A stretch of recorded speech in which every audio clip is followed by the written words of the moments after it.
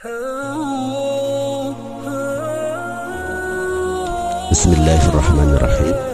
Assalamualaikum warahmatullahi wabarakatuh. Alhamdulillahi rabbil alamin. Assalatu wassalamu ala asyrafil anbiya wal mursalin wa ala alihi wa sahbihi ajma'in. Saudaraku sekalian, di kesempatan kali ini kita akan membahas hal yang sangat mendasar dalam kehidupan kita, yaitu sebuah upaya membersihkan hati kita sebersih-bersihnya dari unsur sifat sombong. Karena sekecil apapun sifat sombong akan menyebabkan pemiliknya terhalang masuk surga. Rasulullah SAW dalam hadis riwayat Imam Muslim, beliau bersabda dari sahabat Ibnu Mas'ud, qala Rasulullah SAW, la yadkhulul jannata man kana fi qalbihi misqala dzarratin min kibrin. Dalam bahasa kita artinya, tidaklah akan masuk surga seseorang yang di dalam hatinya terdapat sombong meskipun sebesar dzarrah.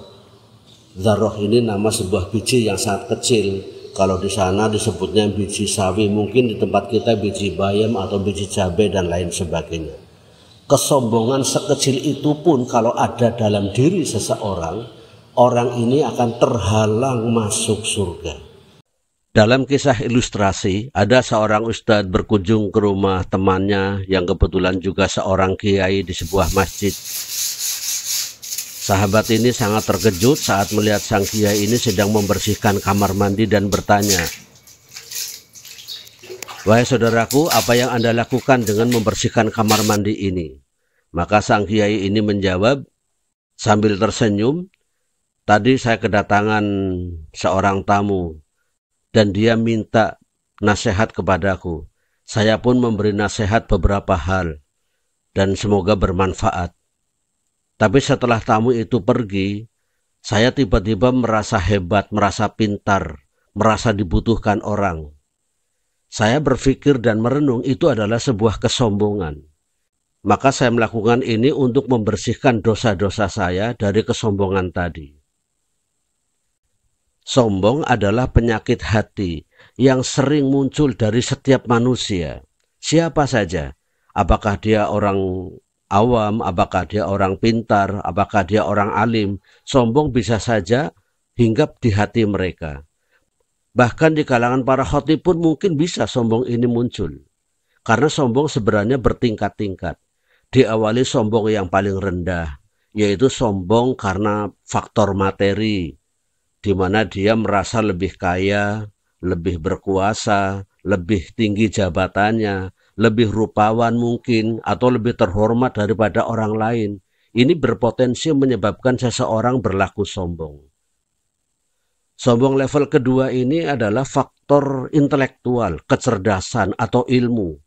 Merasa lebih rajin belajar, merasa lebih pintar, merasa lebih kompeten dalam sebuah bidang ilmu pengetahuan, merasa lebih berpengalaman dalam banyak hal, merasa lebih berwawasan dibandingkan orang lain. Ini juga sombong. Dan sombong yang paling berat, yang paling tinggi levelnya adalah sombong karena berbuat kebaikan. Merasa lebih bermoral, lebih pemurah, lebih banyak amalnya, merasa lebih bersemangat dalam berjuang dan beribadah, merasa banyak kontribusinya besar untuk umat ini, merasa lebih hebat daripada orang lain. Ini juga merupakan kesombongan. Yang harus kita hati-hati adalah kesombongan yang diakibatkan oleh amal ini. Kalau kesombongan karena materi mudah, sebab itu terlihat. Begitu pula kesombongan karena pangkat, karena ilmu juga mudah. Tapi sombong karena beramal inilah yang harus kita waspadai. Karena sombong adalah sombong. Kita harus membersihkannya dari hati kita. Kadang kita butuh orang lain untuk mengintrospeksi diri kita, untuk memberi kritikan dan masukan-masukan kepada kita. Ayolah, kita bersama-sama jangan merasa lebih baik daripada orang lain.